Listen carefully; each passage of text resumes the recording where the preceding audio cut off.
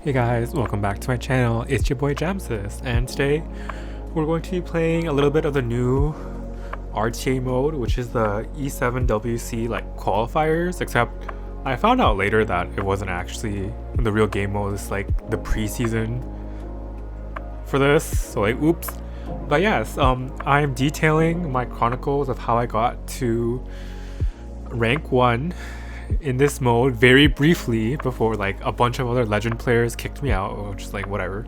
But we did get that nice clickbait, so like 10 out of 10. But yeah, this mode is a little bit weird. I'm not gonna lie. It takes a lot more time than a normal RTA match because you have to play 2 or 3 RTA games to actually like win or lose. And the post ban system, or like the stacking bans, are based off your post bans, which aren't ideal bans because, like, for example, if your comp is like centered around protecting the landy and they last pick Milim plus another forced ban, or like another unit that you don't have to ban, and you're forced to ban Milim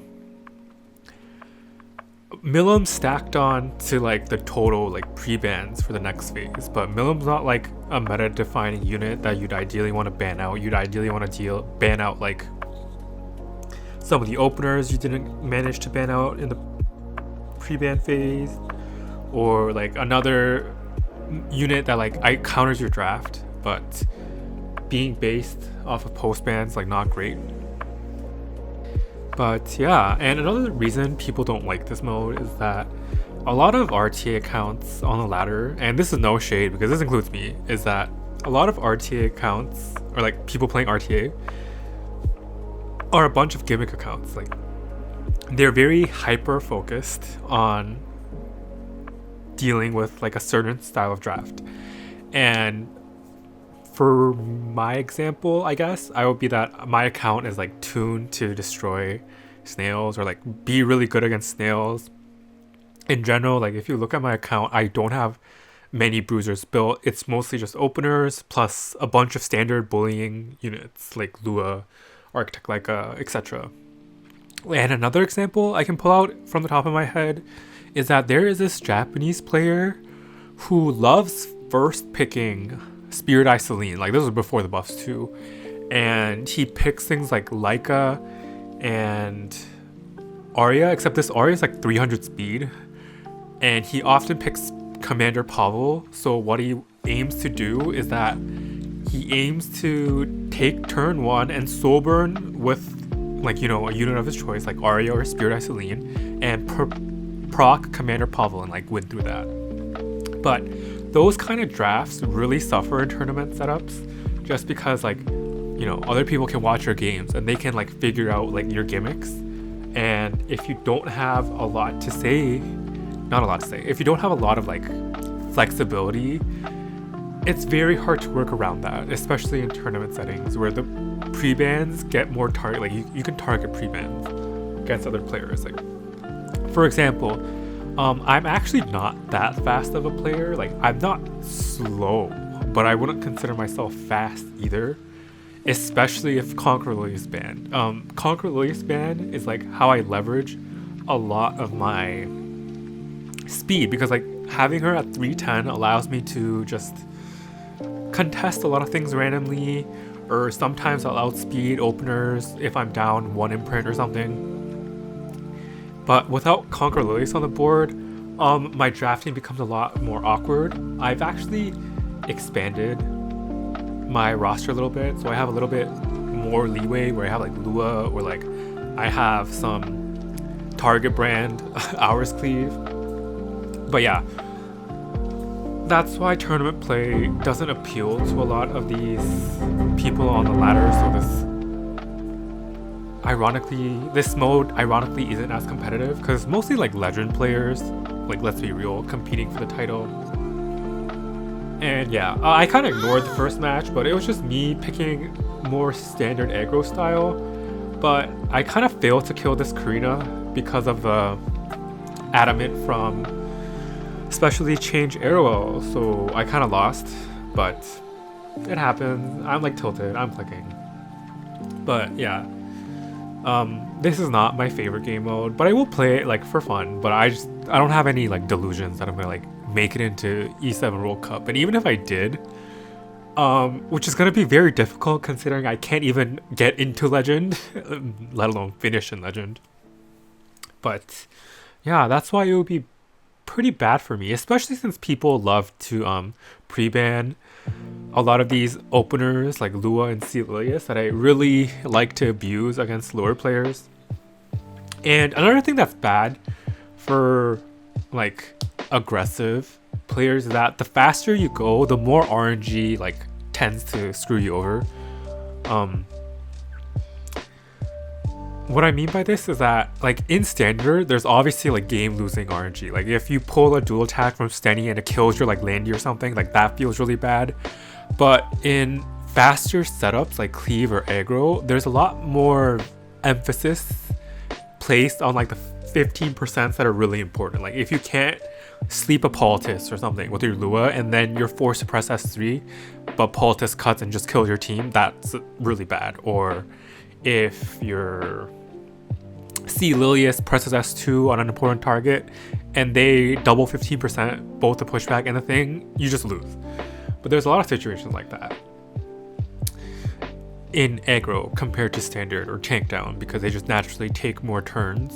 So it's less consistent, which is not favored in like higher stakes tournament setups just because, you know, it's better to be slow and methodical, like slow and steady, to be more consistent with your win rate, especially since losses can be so punishing. Anyway, the second match, I'm picked pretty decently in my opinion. I realized in hindsight that this Landy is missing her weapon, and I didn't notice just because her weapon is full DPS, but we open up with Acid, miss onto last piece Karin or whatever. So like this ass cart unit is really annoying, and this is what I mean about stop it, get some help. Aggressive play being more susceptible to RNG, and then we do it again where we miss the sleep onto LPK because of ass cart, and then we're forced to run both our openers into it, even though I would have preferred to run it into something else. Our Landy's able to go, but she does no damage because she's missing a weapon, which is like 1,000 attack, unironically. Ascard is able to go, and again, missed the skill reset, and then so he's able to get the defense down and stun on us, which I found was like really annoying. Luckily though, our Acid is getting the dodges, but it would have been nice if he was in stealth, you know, from Windrider, but what can you do?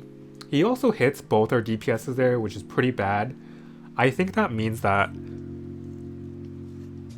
neither RB or Landy are going to survive the resurrected RB's S3, regardless of whether they live or die. We're able to get into stealth though by killing off the LPK Acid Lapse again, thanks to the, what's that thing called? His passive, and then we get more misses due to this ass cart unit, and it's very annoying. We're also getting countered, which is not great. I don't see a great out for us currently in this match, unfortunately. I think if I do win, it's because I finish off this RB and then my Yolha survives the follow-up S3, and then we're able to S3 with our Yolha and heal and like maybe out DPS the 2 tank mitigation units or whatever. But luckily Lua is a broken unit, and being really fast and giving herself speed buff means that she cycles around like a psycho, and she's already ready to go again. So we press all our buttons here. Beguile also doing max percent HP damage is also kind of disgusting and kind of weird as to why they put it in the kit in the first place. But you know, I'm not gonna ask questions because it's on my side of the field. But again, this RB hits us with a nasty Gab S1. Disgusting, as I said. We proc our S2 passive, which is not the worst because it means that I'm able to actually survive this Arby's S3 hopefully. They luckily do not get a gap and they just get critical hit chance, which is pretty good for us. So I'm praying that we survive this, and I'm praying that we lap, and we do thanks to Lua's bullshit speed buff. So we're able to soul burn to reduce the cooldown of her S3 by one more turn by, taking an extra turn to scale it down. And yeah, we're basically just waiting for our S3 cooldown to come up against the Ascart, and unfortunately we're so slow he does start to lap us, which is not great. Oh, and I did want to talk about how this frenzy is not friendly towards HP scalers, just because HP frenzy starts to kick in really early. So I found that Dark Corvus is not as reliable as like an Anchor for a lot of these comps where he would have been before, just because the HP scaling starts to like cut his damage much earlier than you'd expect.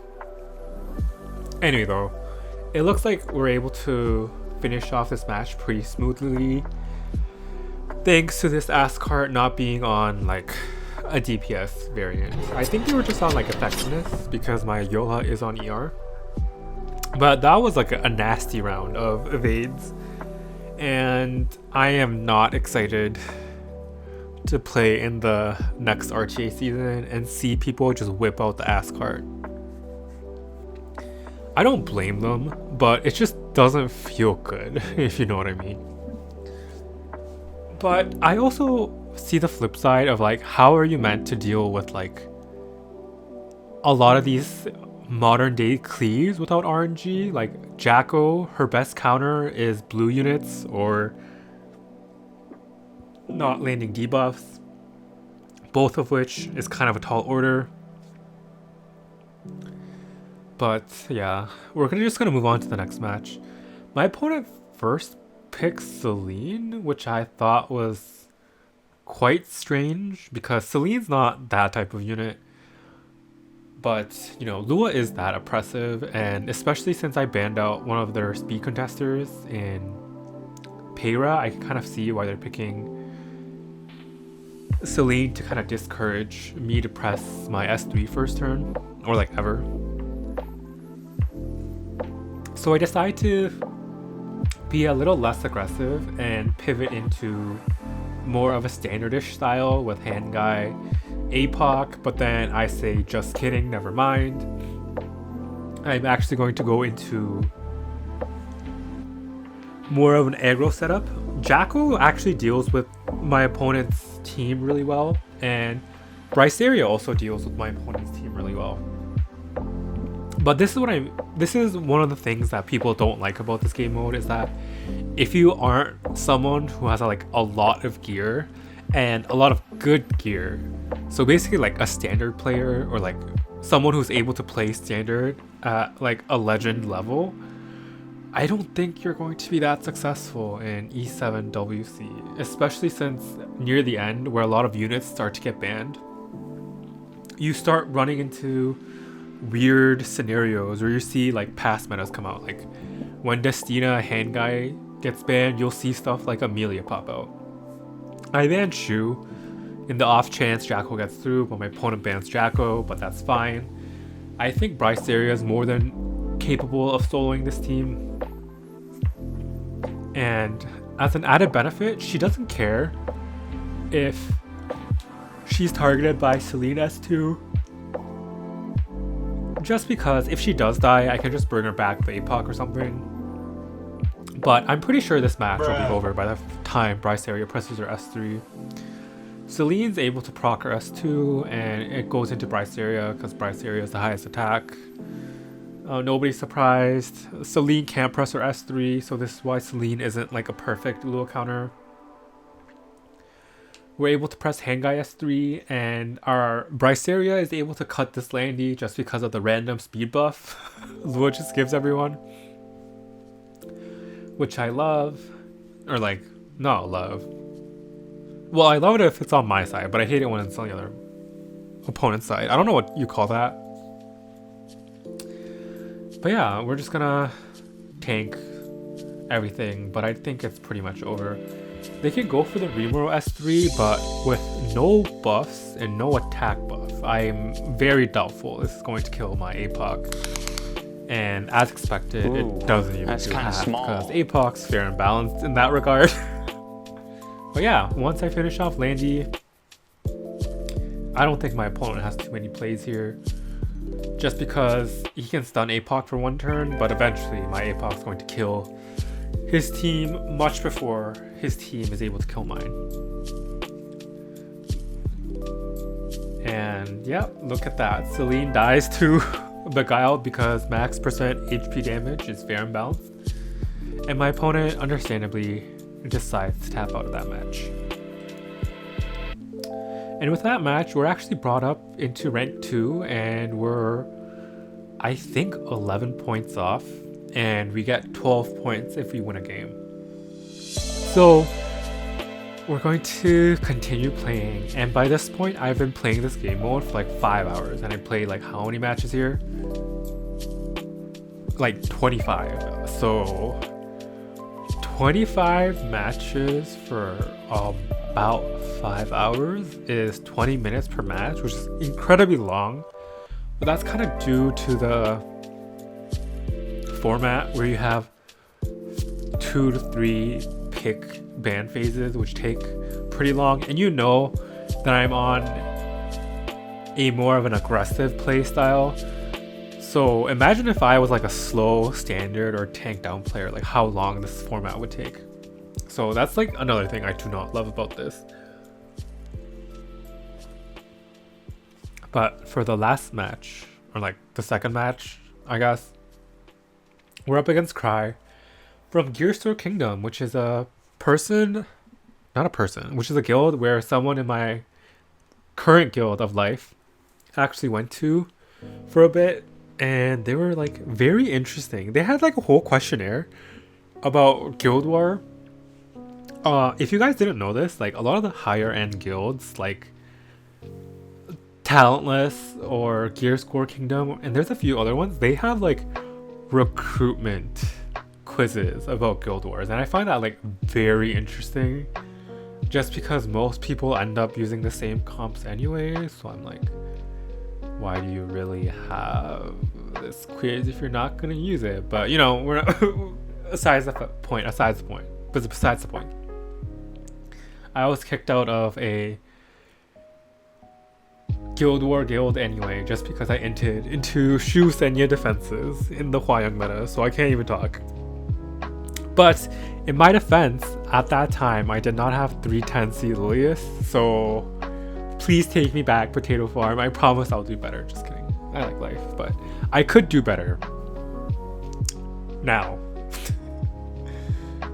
But yeah. In this match, my opponent first picked Clilias, but this is what I meant by like I'm a little bit more flexible.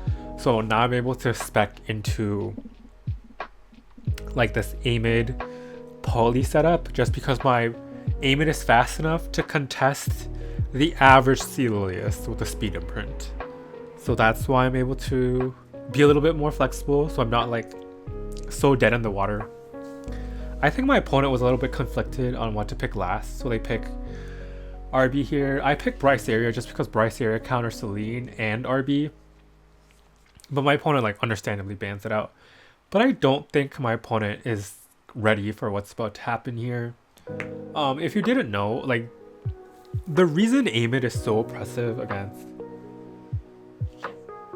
slower players is that she kind of counters a lot of these degen units like degen BBK, degen Kron, Celine. She doesn't do great into Politis, but you just pick her with Politis, so like problem solved. Because Politis is like a book holder, and a lot of the matches this sort of cleave is brought to, Politis doesn't really do anything. Like Politis in this match, she doesn't do anything except show up and prevent the opponent from picking Politis. Like that's her job. Show up with book, prevent Politis from being picked on the other side. Which I find so funny. But anyway, my opponent is not a believer in immunity set. So we're about to show him why you should farm Azzy Manak. Or like some of our units should be on a mini set, but because like this is what Flan does to your team. Without it, your whole team blows up, and then RB respawns, but so many things died, plus swift attack, that Weezer just cuts, so that's like kind of an uneventful first match, but I showcase versatility by showing you that I am not tied to the hip to Clilias. And another part of this mode that people don't like is that first pick has a lot of advantages because you kind of dictate the tempo of the draft, and if you are unlucky enough to not be first pick and you win the first match, you're just kind of like continuously giving the opponent the tempo of the draft, which is like very, very not ideal. But my opponent surprisingly does opt to give me first pick here, and I'm assuming it's because they actually want to break up my Amid Poultice combo, but I think picking Amid into Poultice is a little bit of a grief, I'm not gonna lie, just because it is quite a counter pick, just because you kind of got everything you want to do. Like, I guess their follow-up pick of AOL is very good because you're able to just put up skill nulls again and get a giant CR push. And my opponent's contesting my speed, which, you know, I can respect it, kind of. But I'm very confident in my speed because I did recently roll a disgusting 22 speed set acid ring, and we ban out Ran here just because acid is actually like an imprint up on Amid by base speed alone, so being down an imprint here shouldn't hurt me that much is what I'm thinking. But yeah, we go into the match. Luckily we do outspeed. I was thinking of soul burning into Amid, but Amid might be tanky and my acid is not on pen set, so we just go into this Weedred here just to stop him getting pushed up and sweeping my team. Now that his team is just left of Watcher Shuri, it should be manageable, I think, just because Watcher Shuri is not favored as a speed imprint for this reason. He does trade 1-for-1, but again, it's 1-for-1 where Weedred or Sid could easily trade out like 2-for-1, 3-for-1, depending on the team comp.